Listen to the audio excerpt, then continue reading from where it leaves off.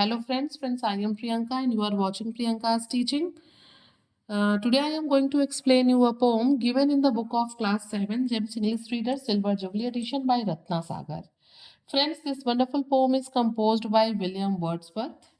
You all can see that this poem contains two stanza.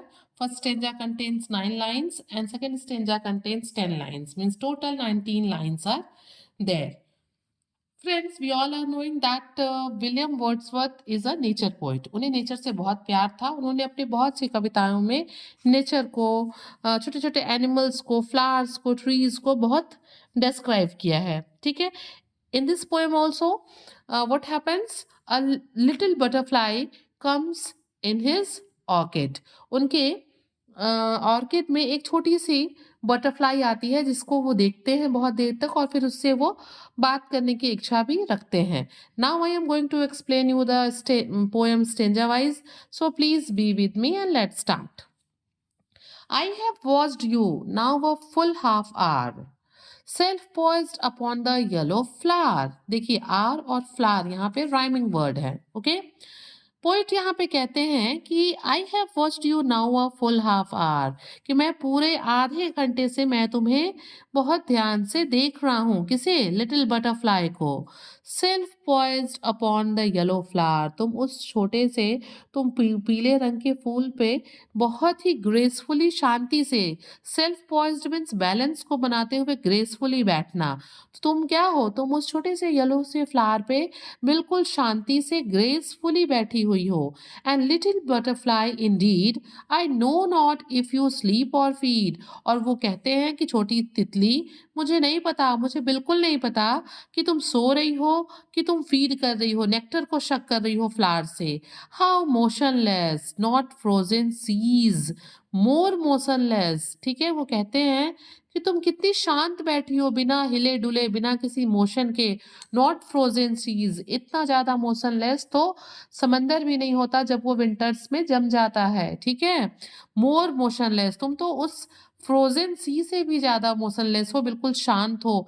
And then what joy awaits you when the breeze hath found you out among the trees। मतलब वहां जो बाहर Joy है, खुशी है, जो enthusiasm है, वो तुम्हारा वेट कर रही है।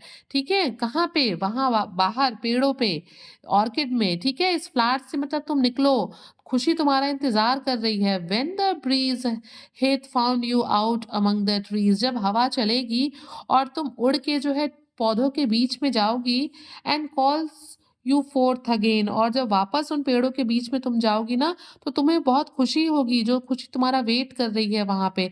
मीन्स यहाँ पे जो पोएट हैं वो कहते हैं कि मेरे ऑर्किड में एक छोटी सी तितली आ गई है जिसको मैं पूरे आधे घंटे से देख रहा हूँ, जो बहुत ग्रेसफुली एक येलो कलर के फ्लावर पे बैठी है। वो एक छोटी सी तितली है और मुझे बिल्कुल पता नहीं चल रहा कि वो फूल पे बैठ के सो रही है या फिर उसके नेक्टर को शक कर रही है।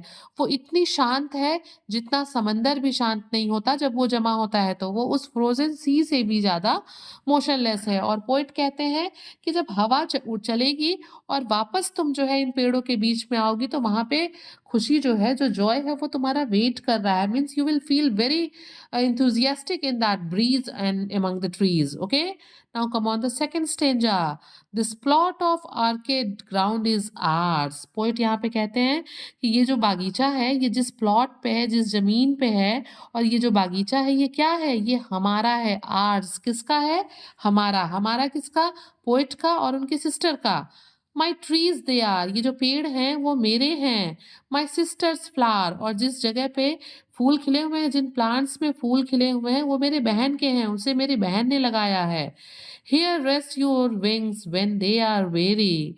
और पोइट यहाँ पे कहते हैं कि जब तुम्हारे पंख उड़ते उड़ते थक जाए ना, तो तुम इन पेड़ों पे, इन फ्लावर्स पे बैठ के रेस्ट कर लेना। हियर लॉग एज इन अ सेंचुरी, जिस तरीके से तुम सेंचुरी को अपना घर समझती हो, तो यहाँ पे बिल्कुल तुम घर की तरह जो है यहाँ पे रह सकती हो इस खुली जगह में, मेरे ऑर्किड में। come often to us, fear no wrong. अक्सर तुम यहाँ पे आ जाया करो और बिल्कुल भी डर महसूस मत करो, यहाँ पे कुछ भी तुम्हारे साथ रॉन्ग गलत नहीं होगा। Sit near us on the bow.